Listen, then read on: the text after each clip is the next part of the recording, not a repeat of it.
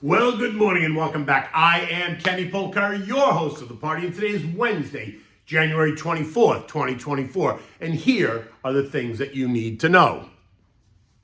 So what happened yesterday? What did stocks do? Well, they churned, right? Now the rally does rage on, and this morning it's raging on again. ASML, right? That Dutch semi company is just the latest tech stock to impress. Tech stocks, so then, are on fire again this morning. Earnings, and more earnings. Netflix misses the estimate, but they deliver on subs and they take that stock higher. And what are we having? We're going to try the fried meatballs that go with the Sunday sauce I gave you on Monday, or gravy. We'll talk about that in a minute.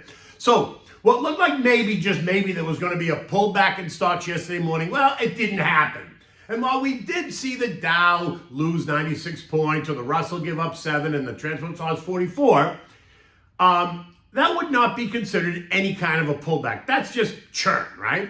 It was really nothing. On the other hand, we saw the S&P gain 14 points, the equal-weighted S&P up 3 points, and the NASDAQ added 65 points.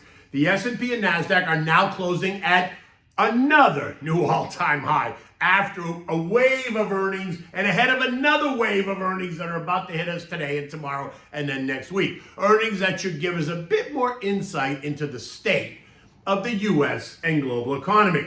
Bonds, they remain boring, right? The 2 years just yielding 4.3 and the 10 years yielding 4.1, nothing really dramatic. The TLT lost 0.8 while the TLH gave back 0.5%. Current 30-year rates for FICO score between 740 and 760 are about 7.15%. 15 years are at 6.5%. You can get 5.5% on a 12-month CD at CIBC, while Goldman Sachs is paying you 5.3. There's still plenty of competition for stocks and for investor dollars, right, away from stocks, because you're earning that much money away in kind of safe, secure investments. Now, the EGO data showed that both the Philly and Richmond Feds are reporting weakness in their regional economies. And then there were all the earnings. Yesterday, we heard from United Airlines, Procter & Gamble, Raytheon, Halliburton, Verizon, and they all beat and they offered upbeat guidance, and they all advanced. We had 3M, GE, Johnson & Johnson, Lockheed Martin, and Synchrony Financial. They all beat, but they offered downbeat guidance, and they all declined. After the bell, we heard from Netflix, and they missed on the estimates, which is negative, but they reported better subscriber growth and topped even the most elevated estimates. That's a positive. And that speaks directly to what the future looks like, causing trader types to take that stock up 7% in the post-market. Remember, it's kind of a complex game here, right? Some companies beat and offer upbeat guidance, and they get rewarded. Others beat and they offer weaker guidance, and they get punished. Others miss on the estimates, but they offer exciting future, and then they rally. And so you can imagine what happens to a company that not only misses, but then they offer downbeat guidance, and those companies get absolutely smashed. Now, we haven't seen that yet, but I'm sure before the season is over. Today brings us a range of earnings before the bell, right? Including medical device maker Abbott, defense contractor General Dynamics, property and casualty insurance company Progressive, wireless telecommunications by telephone, base metals FCX, personal care products Kimberly-Clark. And after the bell, we're going to hear from EV car/tech Tesla, the semis, right, with LRCX, computer software storage by Seagate Technologies, office REITs, SL Green, rail and freight CSX, and casinos Las Vegas Sands, wealth manager Raymond James Financial, and of course Big Blue IBM. Next week, it's all about the Magnificent Seven, and they're going to be the ones to watch, right? Look, channel checks are revealing an uptick in demand across the spectrum. We've seen that. And overnight, we found out that ASML, a key Dutch semi manufacturer and a fan favorite, revealed that new orders tripled in the fourth quarter. The demand driven by their most sophisticated machines. Now, what's important here is that ASML is the only semi manufacturer that produces the equipment needed to make the most sophisticated semiconductors, and demand for this product is a bellwether in the industry. The ADR, the ASL ADR, closed last night at $778 a share. This morning it's quoted up 5% at $817 a share. In the Netherlands, which is the mother country, the stock is up 6.2%.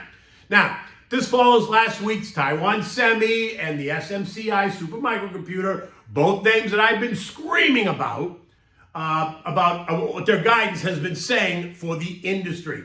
There is a surge in demand, period, the end. There is a surge in enterprise software, cybersecurity, and all major AI projects in 24 and beyond. And we aren't seeing cautious commentary in this sector. Quite the opposite. And that's the canary in the coal mine for what we're about to hear from the different parts of the tech sector over the next couple of weeks. Right? We're at the beginning of this AI revolution. It's being driven by NVIDIA, Microsoft, IBM, ASML, Tesla, Apple, Amazon, AMD, CrowdStrike, and Palo Alto, to name just a few. My sense is there's no reason for anyone to miss this buzz, and I guess the market action suggests that many investors don't intend to. The issue will be, have we already lost control of how AI will be used? We all know both the good and the bad. The U.S. election cycle has just begun, and we're already seeing how AI is set to disrupt the process, right? Donnie, last night, took New Hampshire. Nikki vows to stay in the race. But we all know how this is going to end, right? Unless, of course, Fannie or Letitia can derail it. Robocalls made in New Hampshire that sounded like JoJo, urging voters to stay home and not go out and vote. Now, that seems benign, but it is not. It is only a preview of what we can expect over the next 10 months. I mean, brace yourself. The election disinformation is just beginning.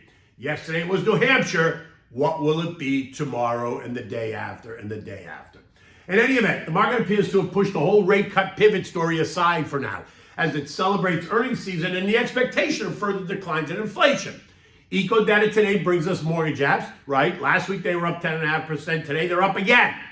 Right? We're also getting both manufacturing and services PMIs in the United States. Manufacturing is expected to be in contractionary territory at 47.6, while services remains in expansionary territory at 51. Thursday brings us the first go-around of fourth quarter GDP, and that's expected to come in at 2%. It's down significantly from the third quarter pace of 4.9%, but that's not unknown. We know that, right? The market's prepared for that. Friday brings us the all-important PCE deflator, the Fed's favored inflation gauge, right, ahead of next week's announcement. Month over month, it's expected to tick up 0.2, while year over year, it's expected to remain unchanged at 2.6%. The core deflator, which is ex-food and energy, is expected to be up 0.2 and 3%, respectively.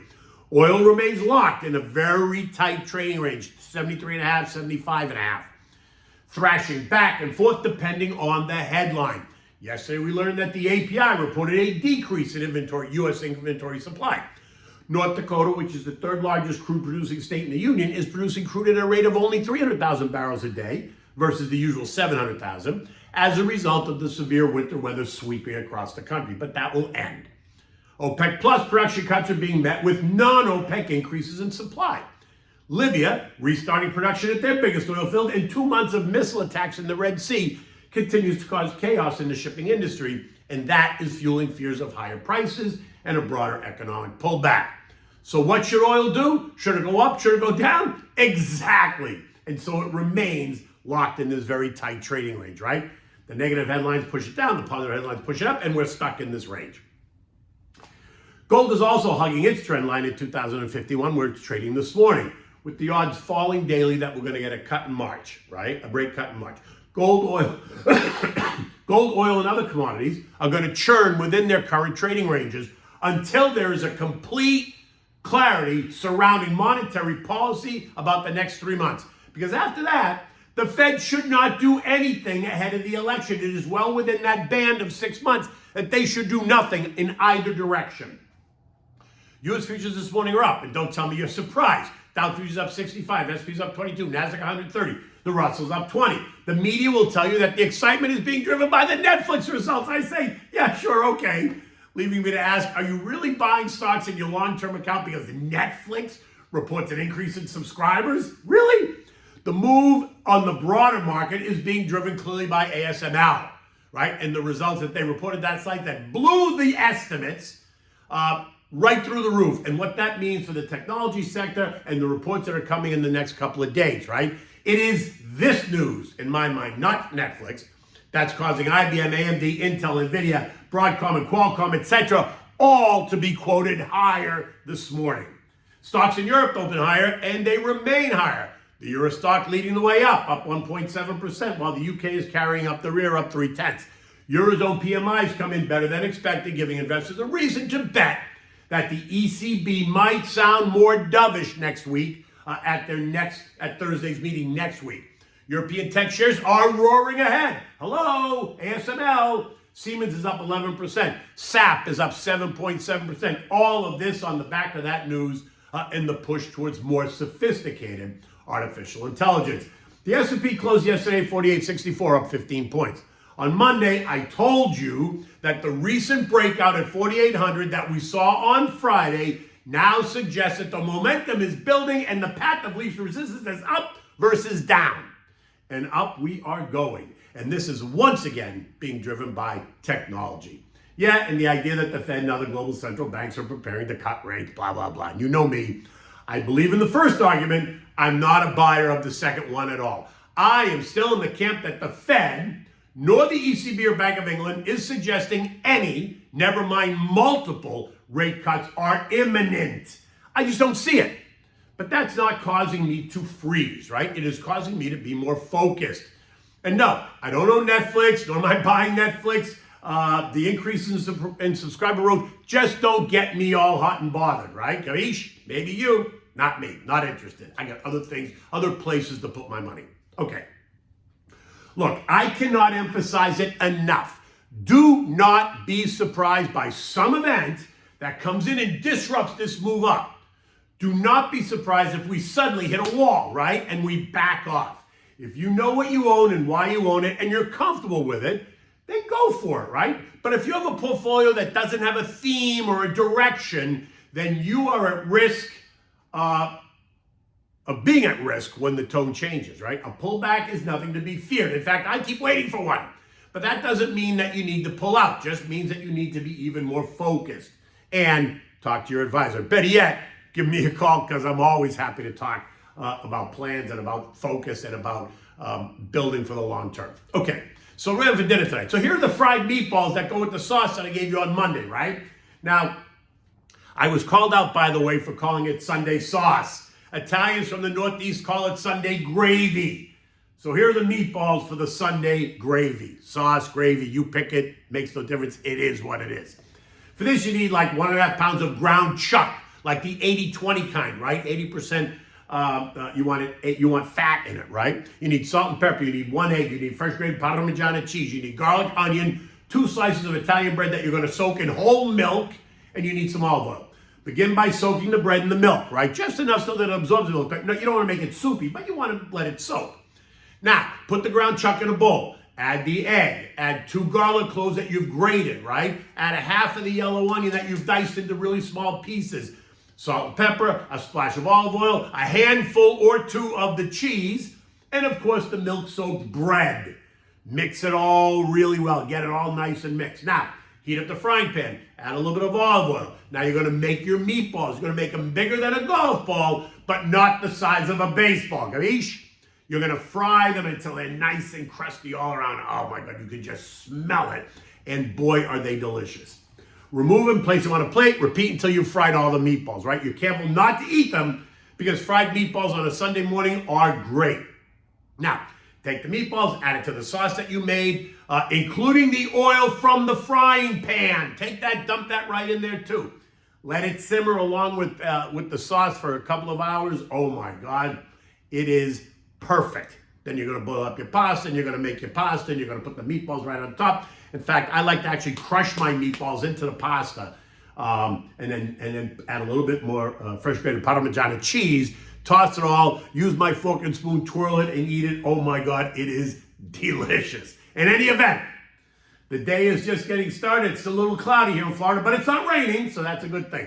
Until tomorrow, take good care.